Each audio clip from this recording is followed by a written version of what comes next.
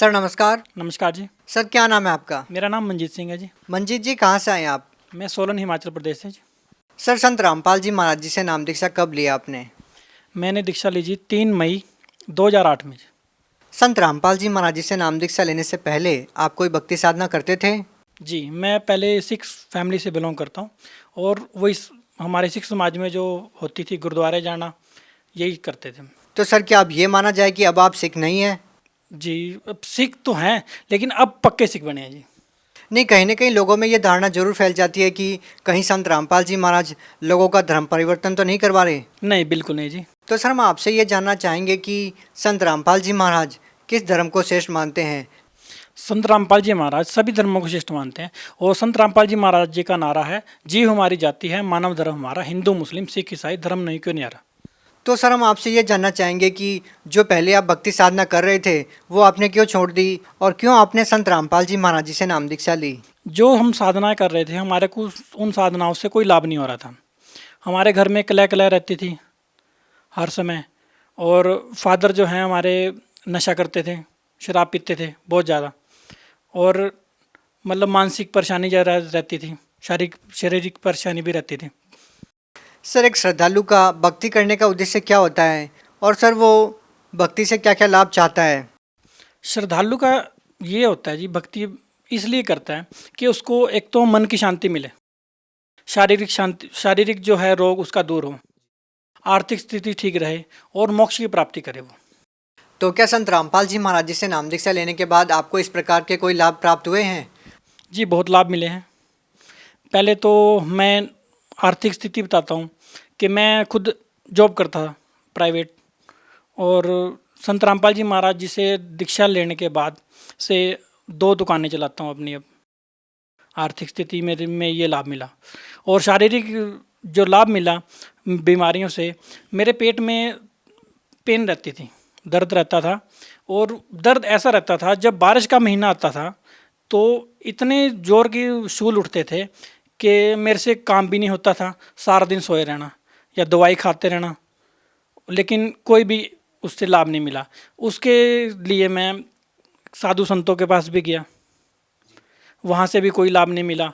आयुर्वेदिक दवाइयाँ खाई, उससे कोई लाभ नहीं मिला। और संत रामपाल जी महाराज जी की से नाम दीक्षा लेने के बाद जो मेरे पेट के शूल उठते थे उससे मुझे आराम मिला। सर क्या आप इन बातों में विश्वास रखते हैं? देखिए आज साइंस का ज़माना है, क्या आप इन बातों में विश्वास रखते हैं कि किसी संत के मंत्र जाप करने से या उनसे नाम दीक्षा लेने से या उनसे आशीर्वाद लेने से ये जो बीमारी आप बता रहे हैं वो ठीक हो जाती है? सर आप ये क्यों बोल जाते हैं कि भक्ति करने से लाभ नहीं मिलता? मेरा भाई जी थे, उनको भक्ति करने से लाभ मिला, नानक जी थे उनको लाभ मिला, ध्रुव प्रहलाद जी थे उनको नाम लाभ मिला।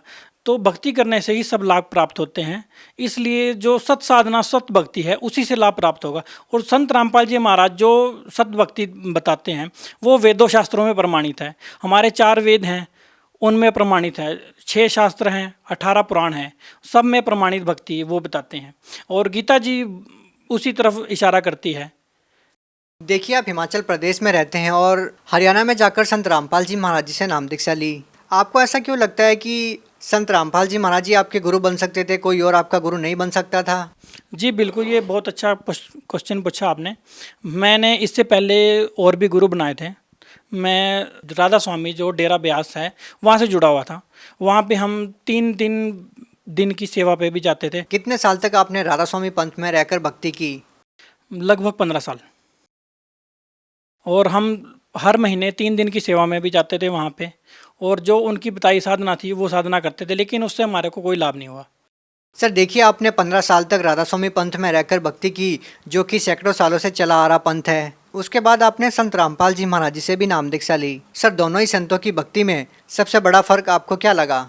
सबसे बड़ा फ़र्क ये लगा जी, राधा स्वामी पंथ में जो भक्ति बताते हैं उसमें बताते हैं कि जी परमात्मा निराकार है, और आत्मा यहाँ से जब जाएगी सतलोक तो ऐसे जैसे बूंद समुद्र में बूंद समा जाती है, ऐसा है।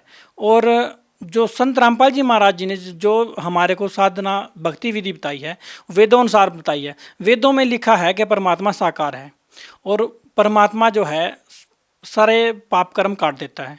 और जबकि जो राधा स्वामी पंथ है वो कहते हैं कि जो पाप कर्म जो हैं वो तो आपको भोगने ही पड़ेंगे। जब हमारे को पाप कर्म भोगने ही पड़ेंगे तो हम भक्ति क्यों करेंगे? हमारे को भक्ति करने का लाभ क्या है? भक्ति हम तभी करेंगे ना जो हमारा को कुछ लाभ मिलेगा। सर देखिए, ये तो हमने भी सुना है कि भक्ति करना जरूरी है, लेकिन भक्ति करने से पाप कर्म नहीं करते, वो तो भोगने ही पड़ते हैं। क्या ये सही है? भक्ति करने से पाप कर्म कटते हैं। जो हमारे अज्ञानी गुरु थे उन्होंने यही बताया आज तक कि भक्ति करने से पाप कर्म नहीं कटते, जबकि हमारे वेद प्रमाण कर रहे हैं कि भक्ति करने से ही पाप कर्म कटेंगे और भक्ति करने से ही मोक्ष मिलेगा।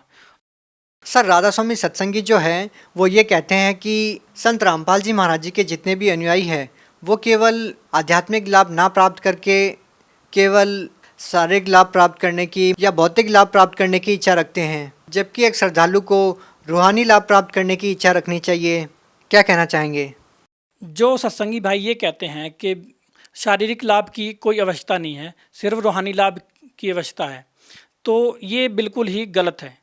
जब तक हमारे को आर्थिक स्थिति अगर हमारी ख़राब है वो सही नहीं होगी, अगर हमारी जो है शारीरिक अवस्था ठीक नहीं है तो भी भक्ति नहीं बनेगी। अगर ये शारीरिक जो लाभ है, अगर हमारे कोई रोग है वो अगर हम उस रोग से स्वस्थ होंगे तभी हम भक्ति करेंगे। अगर हमारे आर्थिक स्थिति सही नहीं है, अगर नहीं सही है तो हम कैसे भक्ति कर पाएंगे और कैसे रूहानी लाभ प्राप्त कर पाएंगे? सर अब आपसे ये जानना चाहेंगे कि संत रामपाल जी महाराज जी से नाम दीक्षा लेने के बाद आपको क्या क्या लाभ मिले? संत रामपाल जी महाराज जी से नाम दीक्षा लेने के बाद मेरी आर्थिक स्थिति सही हुई और जो शारीरिक लाभ था वो मिला। मेरे को कहीं लगभग 6 से 7 साल हो गए थे जो मेरे पेट में शूल पड़ते थे, वो कहीं से भी आराम नहीं मिला। वो संत रामपाल जी महाराज जी से नाम दीक्षा लेने के बाद ही मुझे लाभ हुआ उसका। सर पहले आप कोई नशा करते थे? जी नहीं। सर आपसे एक बात जानना चाहेंगे, जब आपने संत रामपाल जी महाराज जी से नाम दीक्षा ली उस टाइम पर संत रामपाल जी महाराज जी जेल में नहीं थे, अब संत रामपाल जी महाराज जी जेल में हैं, क्या आज भी आपका संत रामपाल जी महाराज जी में उतना ही विश्वास है? जी बिल्कुल। जो आपने ये बात पूछी कि संत रामपाल जी महाराज पे इस टाइम देशद्रोह का मुकदमा है, इस बात को मेरे से ज़्यादा अच्छी तरह कोई नहीं जानता होगा शायद, क्योंकि जो देशद्रोह का मुकदमा बना उस मुकदमे में मैं भी शामिल हूँ और पौने 2 साल लगभग 22 महीने मैं जेल में रहा। और मेरे को पता है कि हमारे ऊपर जो ये मुकदमा बना है ये बिल्कुल झूठा मुकदमा बना है। संत राम भक्ति बता रहे हैं, जो ज्ञान बता रहे हैं, इससे चिढ़कर जो आज के अज्ञानी गुरु हैं इन्होंने ये षड्यंत्र रचा और हमारे सदगुरुदेव जी संत रामपाल जी महाराज वह हमारे लगभग 1000 अनुयायियों पर ये झूठा मुकदमा बनाया गया। और ये सारा जो षड्यंत्र है ये सरकार भी इसकी दोषी है। सर भगत समाज को क्या संदेश देना चाहेंगे? भगत समाज को ये संदेश देना चाहूँगा कि संत रामपाल जी महाराज जी की शरण में आओ, इनका ज्ञान समझो। अगर ज्ञान समझो, टीवी में साधना टीवी पर 7:30 बजे से 8:30 बजे तक संत रामपाल जी महाराज जी का सत्संग आता है, उसको सुनो गहराई से। सत्संग 10 दिन 15 दिन महीना उस ज्ञान को समझो और ज्ञान समझ में आएगा वो अपने आप इस भक्ति को ग्रहण करेंगे। जी धन्यवाद। सत्साई।